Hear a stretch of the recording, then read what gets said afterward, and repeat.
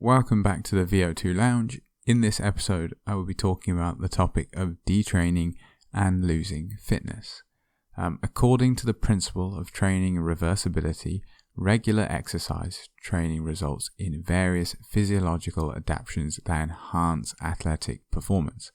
But the stoppage or marked reduction of training leads to the partial or complete reversal of these very adaptations, thus compromising athletic performance as a whole. The principle of training reversibility is also known as detraining. Detraining has been recently redefined as the partial or complete loss of training-induced anatomical, physiological, and performance adaptations as a consequence of training reduction or cessation. Several factors such as illness, injury, travel, or holidays may often interfere with an athlete's training process, forcing him or her to alter their physical activity pattern by reducing or even pausing completely their training altogether. This is why people often want to know the physiological and performance consequences of such interferences, as well as the possible mechanisms responsible for these reductions in fitness. It has often been reported that a training stimulus insufficient to maintain training-induced adaptations has a marked impact on the cardiovascular and respiratory systems, and as a result, in altered metabolic patterns. So essentially, this episode is all about how fast you lose fitness, why we lose fitness, and how quickly it can be regained once training is started up again. As I've mentioned already, there have been many reasons why people stop or reduce their training load, whether it's increased workload professionally, whether it's an increased home life pressures, or whether it is something more pleasurable like going on holiday. Sometimes you don't want to take your bike or your running shoes or whatever your sport is with you, especially if it's a team sport. You're highly unlikely to take it with you. Yes, you can keep up with the more endurance side of things, but taking a break is important. There are also periods of the year, such as the end of the year, when it is beneficial to take some time away from the sport. Elite athletes always do it. Cycling, for example, you usually hear people taking anywhere from 4 to 8 weeks completely away from the bike, and they return every year in pretty good shape. So clearly it can't be too detrimental. Maybe there are positives, but let's get into what is actually going on. Starting with cardiorespiratory detraining, there is one element of this that will be at the forefront of people's minds and is incredibly popular in general for a good reason, because it is probably the most important variable to some extent, and that is VO2 max, also known as maximal oxygen uptake. This is an incredibly important metric for both health and athletic performance, and drops off quite rapidly once training is stopped. For more clarity, VO2 max is essentially the maximum volume of oxygen that a person can use during exercise. This can be expressed as an absolute value, which is liters per minute, or more useful, the relative value for comparison between individuals, which is in milliliters per minute per kilogram. In as little as 4 weeks, studies report anywhere from a 6 to 14% decrease in VO2 max, and with shorter periods such as 10 to 15 days, a drop of 4% is easily expected. A small caveat to this is that these are often on the relatively high trained individuals with VO2 maxes in the 60 plus mil per min per kg range. The VO2 max loss during training cessation seems to be dependent on the time and initial fitness level of the individual. In a study, 7 endurance trained subjects refrained from training for 84 days. And their VO2 max declined by 7% in 21 days and by 16% in 56 days. Then it began to stabilize at that level, which was still 17.3% higher than that of the sedentary control subjects. So you're still better off. Say you're not doing the sport necessarily for performance, you're doing it more for your health. You can see that you're always better off. You're not going to go back fully to your sedentary state, especially if you have been training for a prolonged period of time. These and other similar results indicate that VO2 max of highly trained athletes decreases progressively and proportionally to the initial VO2 max during the first 8 weeks of training cessation. This decline ranges between 4 and 20%. Most studies, however, indicate that VO2 max ceases to decline thereafter and remains higher than baseline. It's important to note that this is limited to historically well-trained individuals. People who have only been training for less than 20 weeks will often revert to baseline somewhere in the region of 6 months after pausing all of their training. So clearly there are just some almost possibly structural adaptations that are being left behind even when the sort of pointier end of things are disappearing and the top line number is being reduced quite drastically. There is still a great improvement over your baseline, and puts an emphasis on why a long career of exercise is critically important in both performance and just general health. Blood volume is something people may not consider, but is another performance adaptation that will begin to dwindle as an individual stops their training. Blood volume plays a key role in both oxygen transport and cooling the body during exercise. The reduction in blood volume has reported to begin as early as 2 days after the cessation of exercise. With longer breaks of around 14 days, a 5% drop can be expected. If you're wondering what makes up this blood volume, well, this will be red blood cells, blood plasma, total plasma protein, plasma albumin, I always get the pronunciation a bit wrong. A large amount of this blood volume change related to the plasma protein dynamics. A loss of protein appeared to be responsible for 97% of the reduction in plasma volume as a total across various studies. After exercise, the body undergoes plasma expansion due to an increase in the plasma protein content, increasing the intravascular water retention. This is thought to be present 1 hour after exercise and last for up to 48 hours. Hence, the decrease in plasma volume after 2 days of inactivity. This points to blood volume being less of a sign of performance loss than, say, VO2 max, as when comparing 2 periods of detraining, one for 4 weeks with no exercise and one for 8 weeks with the reduced exercise, the plasma volume change was very similar, around 4%, but the VO2 max change was 3.6 and 7% respectively.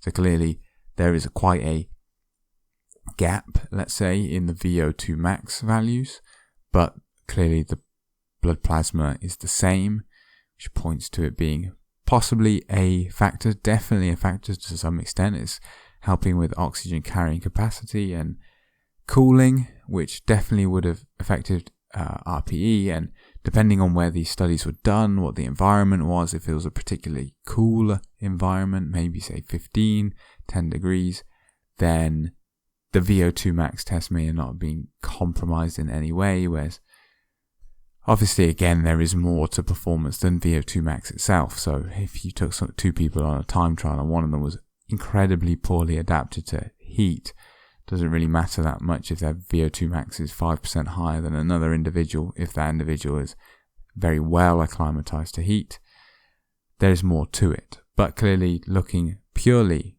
at VO2 max, it would appear that blood plasma volume is less of a determining factor /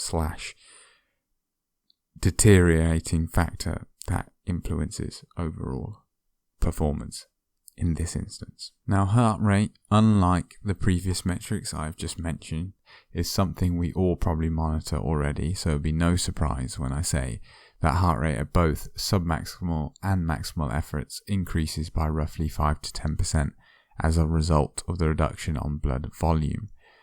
Obviously, we are able to monitor it much more easily. Heart rate monitors are pretty cheap and accessible in comparison to trying to get a VO2 max test or measuring your blood volume. This is after a break of as little as 10 days. These 5 to 10% can be seen. The return to the trained heart rate is often quick due to the fast response of blood plasma increases, as mentioned already.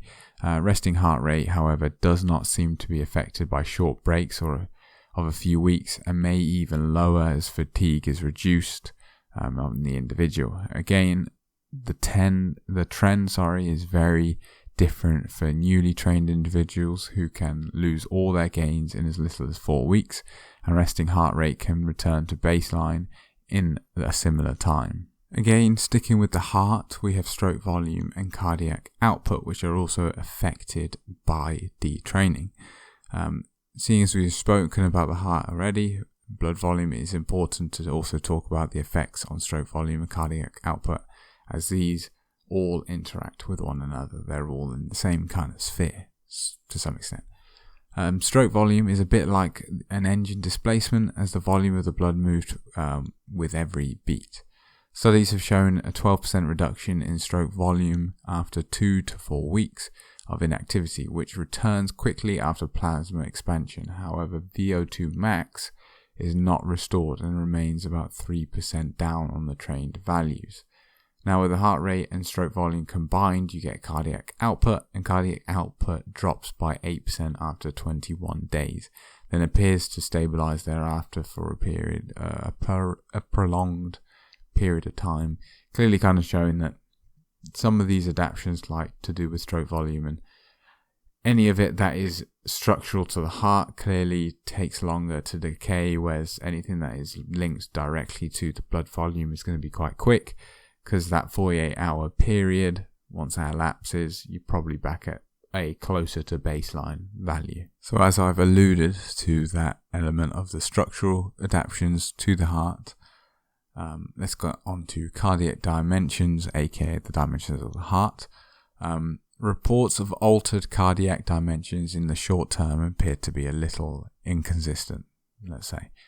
Some report significant reductions in left ventricular end dystolic dimensions of about 11.8%, 12%, and left ventricular wall thickness of around 25%, and an increased mean blood pressure during upright exercise in athletes who refrained from physical training for 3 weeks. Probably a good idea to get an image of a heart up right now if you don't know where some of these parts are. In this case, these changes are attributed to the reduction in left ventricular mass of about 19.5%. In contrast, other investigations find no change after 10 days of cessation of exercise. During longer periods of training cessation, say for example 8 weeks, the left ventricular end dystolic dimensions of highly trained athletes declined in parallel with the stroke volume. Meanwhile, left ventricular posterior wall thickness decreased progressively by 25%, but the left ventricular mass was unaltered after the decline observed following the initial 3 weeks of deconditioning. Mean and systolic blood pressure have been shown to increase during a 9 to 12 week period without training. So kind of, exercise, they tell you, reduce blood pressure. Here's kind of showing how it returns back. As for newly trained individuals, there doesn't seem to be any effects of training cessation on cardiac dimensions in the recently trained individuals. Probably because there hasn't really been enough time for any of the changes in the dimensions of the heart to actually take place. But the effects of 8 weeks of endurance training on systolic and dystolic pressures have been shown to be reversed within 4 weeks of detraining in a group of 8 previously sedentary women, as were the subjects in that trial. Right now we've gone through the detraining effects / factors specific to the cardiorespiratory system. Now it's important to look at metabolic detraining, specifically to start with substrate availability and utilisation. So the effects of detraining are not limited to just the cardiorespiratory adaptations. There are other metabolic factors that also come into play. So starting with substrate utilisation, something I've covered before, but I like to treat each episode as if the listener has not heard anything of mine before or knows very little about the subject. So let's get into substrate availability and utilisation. An increased respiratory exchange ratio, or an RER, at submaximal and maximal exercise intensities is one of the metabolic consequences of a short period of insufficient training stimulus in athletes. RER being the ratio between the amount of CO2 being produced by the body and the amount of O2 being consumed by the body. It has been demonstrated in athletic population that 3 weeks of training stoppage can result in an increase in RER from 0.89 to 0.95 at submaximal intensities exercise, kind of 60% of VO2 max and below. The literature has as a whole provides a clear indication of a shift towards an increased reliance on carbohydrate as an energy substrate for exercising muscles, in commitments with the decreased contribution from lipid metabolism. Why do we draw this conclusion? Well, lipid metabolism produces more ATP, or simply energy, for the muscles to use for a given volume of O2, meaning that if the oxygen demand for a given activity is increasing, then the body's trending towards the less aerobically efficient substrate, or glucose. In addition, there have been several reports of rapid decline in sensitivity for insulin-mediated whole-body glucose uptake during short-term inactivity. 5 days without training were enough for endurance athletes to decrease insulin sensitivity to levels found in untrained subjects. Short-term inactivity studies, something around the 6-day kind of region, in endurance runners, it was shown that training cessation reduces glucose disposal rates after insulin infusion by about 14 to 30%. It was a pretty wide range, despite the 10 to 22% higher plasma insulin present. Insulin clearance and muscle GLUT4 transporter protein are also reduced by 8 to 30%, again a big range, and 17.5% respectively. These results indicate that short-term inactivity decreases insulin action in endurance runners, suggesting that reduction in the GLUT4 transporter level may be playing a role in the decrease in glucose disposal rates. So essentially just becoming like a member of the general public, I suppose, who's heavily reliant on insulin to put away their glucose rather than the active muscle. Next worth mentioning is blood lactate kinetics. Highly trained athletes have been shown to respond to submaximal exercise of the same absolute intensity with higher blood lactate concentrations after only a few days of training cessation. It's important to mention now that if you see lactate as some kind of a poison, well, it is not. Lactate can be used inside the muscle to fuel exercise, and when it's picked up in the blood, that is because you're producing more lactate than your muscles can utilize, specifically the active muscle that is producing the lactate. And as a result, this lactate is shuttled to other parts of the body to be processed. Competitive swimmers, skeletal muscle metabolic characteristics have been reported to suffer dramatic changes affecting the blood lactate kinetics in as little as 1 to 4 weeks without training. Muscle respiratory capacity increased by about 50% after 1 week of inactivity in a group of 8 swimmers.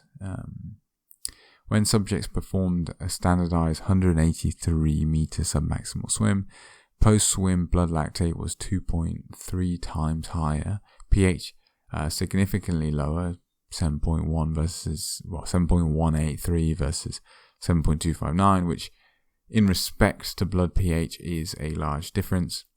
An increased blood lactate concentration at submaximal exercise intensities has also been reported in 6 college football players after 9 weeks of post-season break.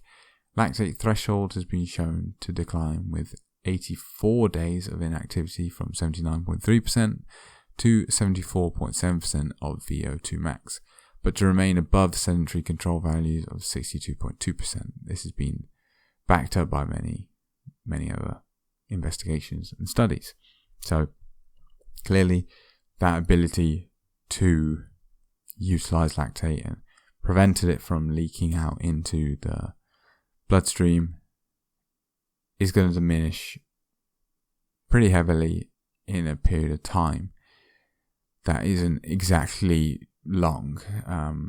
Recently trained subjects' exercise blood lactate concentration does not seem to be as affected by short-term training cessation. As a matter of fact,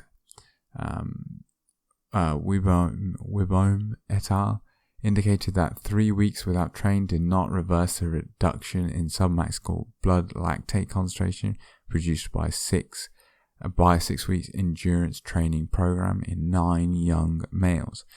And other reports have shown 40% retention of gains in peak blood lactate concentration induced by 6 weeks of interval training during 2 weeks without training in young healthy females. But again, longer term detraining showed complete reversal of these gains made by the individual. Bit of a trend really.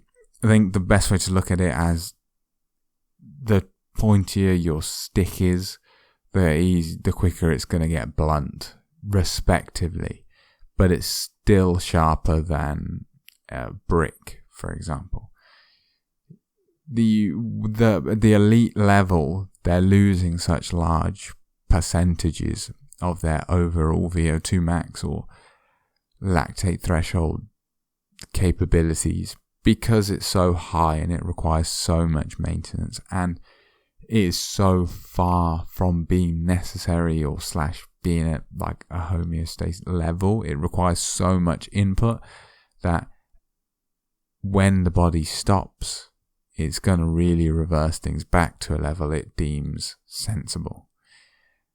Whereas in very poorly trained individuals, they're so far away from the genetic ceiling, they're probably far away from where they should be anyway, means that it doesn't drop as quickly because they're not at like an effectively an unstable point in their fitness sort of arc.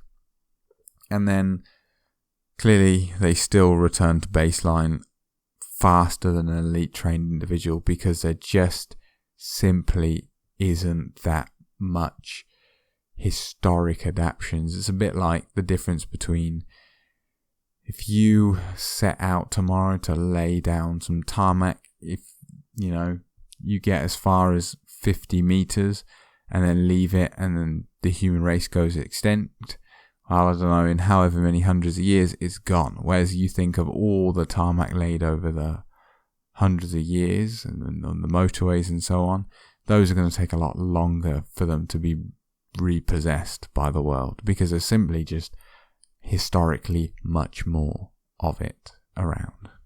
Muscle glycogen is also something affected, and anyone doing a large event is probably quite aware of it because they've thought about carb loading and trying to get this muscle glycogen really topped off so that they have all the energy and fuel available for their big event.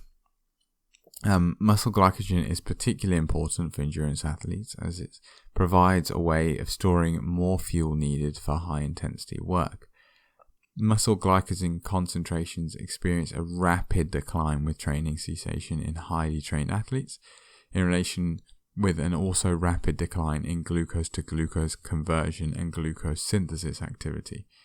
Indeed, 8 competitive swimmers' muscle glycogen concentration declined by 20% in the first week of training cessation after the competitive season, and by 8 to 10% per week without training thereafter.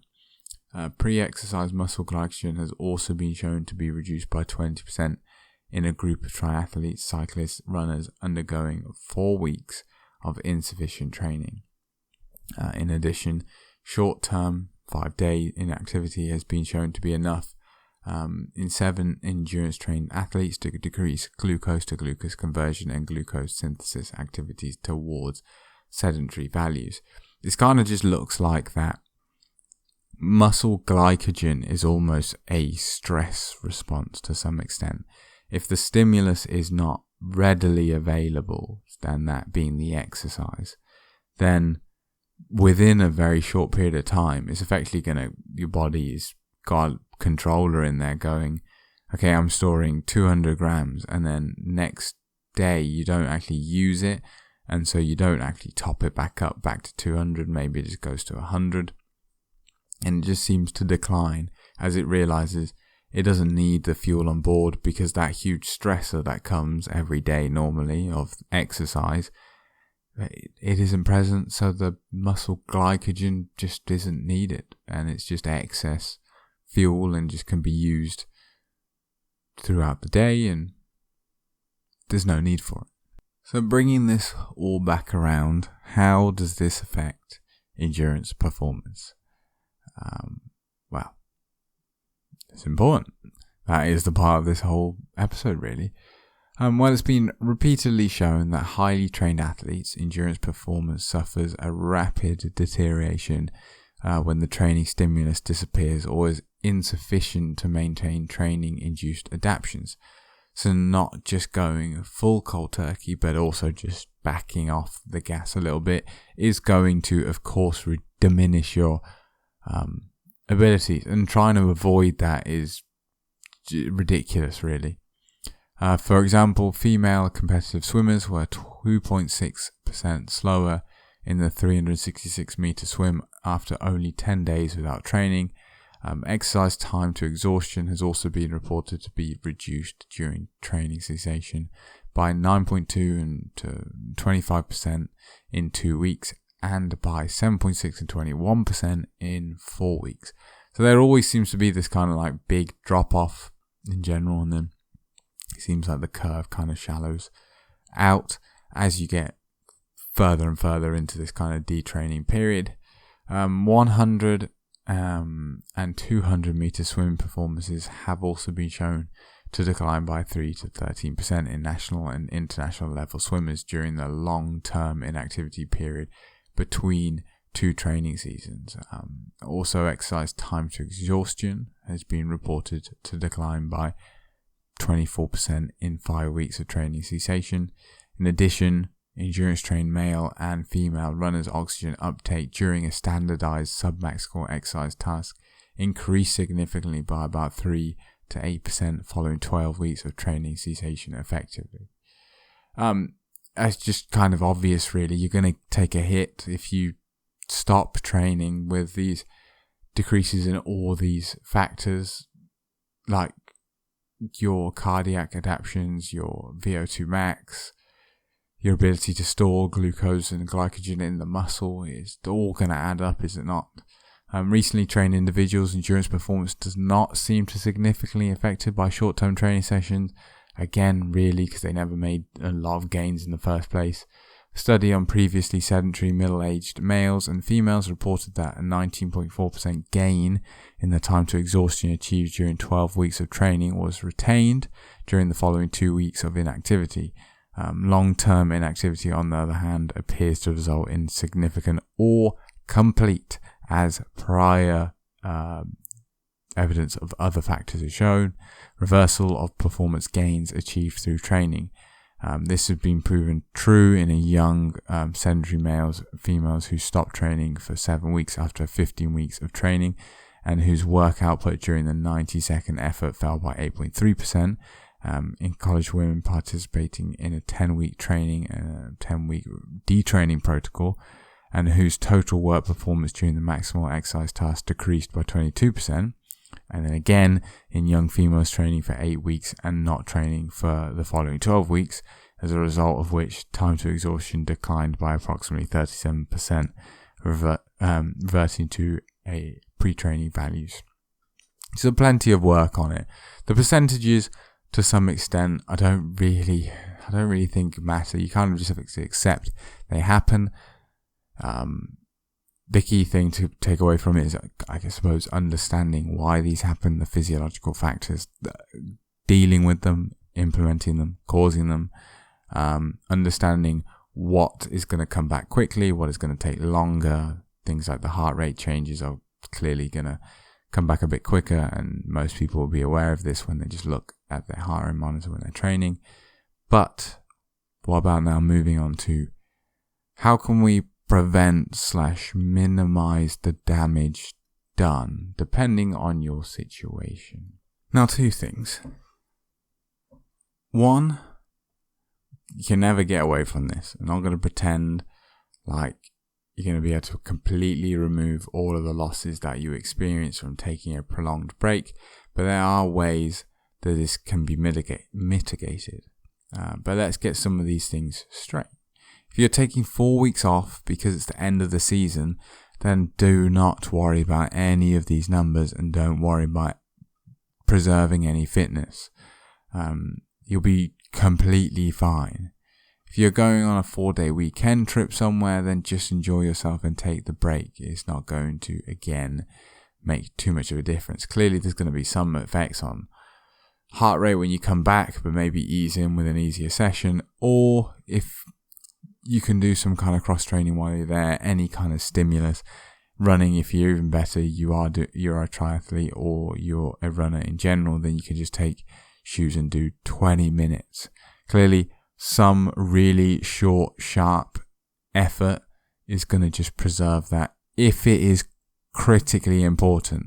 If you are like 10, 15 weeks away from that big event or any event, then just don't bother. If you're 2 weeks out from like your big event, then yeah, take something, figure out a way of just getting a stimulus to tie you over.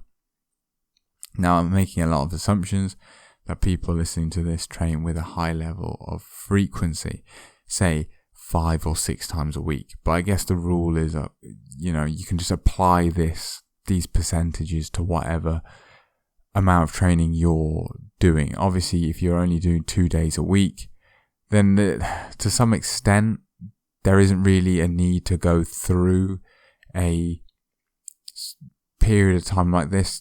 If your training is being impacted, it's probably being impacted to the point it's 0, whereas someone who's training 6 days a week, it can get impacted and brought down to 3, for example. So training frequency. Fitness appears to be maintained far better when training frequency is reduced by 50% and nothing more really, and spread out fairly evenly across the week, say Monday, Thursday, Saturday, that kind of thing, rather than Monday, Tuesday, Wednesday, nothing until the following Monday. As for training volume, again, this can be reduced by 50% or even a bit more, depending on what exactly it is you're training to maintain. Say you've got a big ride in February, that's like 180 plus kilometers, then maybe keep this a little higher. But if you're trying to just keep things ticking over for summer criteriums, then slightly less important. Obviously, it depends on the intensity of that 180k ride, but maybe try keep it a little higher. As for intensity, high intensity is what is going to maintain that VO2 max the most. 6 5-minute efforts at FTP for cyclists can be enough to drastically reduce the rate at which maximal fitness is reduced. For runners, this can turn into quite a big session, so this could be reduced to 3 5-minute efforts really. So in short, it would seem that any form of pause in your training is going to have an effect on your performance metrics, as would be expected. Some more than others, some return faster, and we've kind of gone over that. But your VO2 max and the overall performance in general is going to take a hit. However, much of this can be regained in short time frame, assuming the break is equally short, really kind of topping out at 4 weeks. Strong athletes are likely to see a greater performance detriment as they have more to lose than a less trained individual. But this is likely because they are right at the tip of the spear and can be blunted quickly, as I've mentioned before. And with that, thank you for listening to today's episode. If you want more content like this, there are plenty of previous episodes that you can check out. But before you do, why not follow the podcast and leave it a rating wherever you get your podcasts from, or even better, share it with a friend. For any comments, feedback, or if you would like to suggest a topic for a future episode, I can be contacted at thevo2lounge@gmail.com. And with that, I will see you in the next one.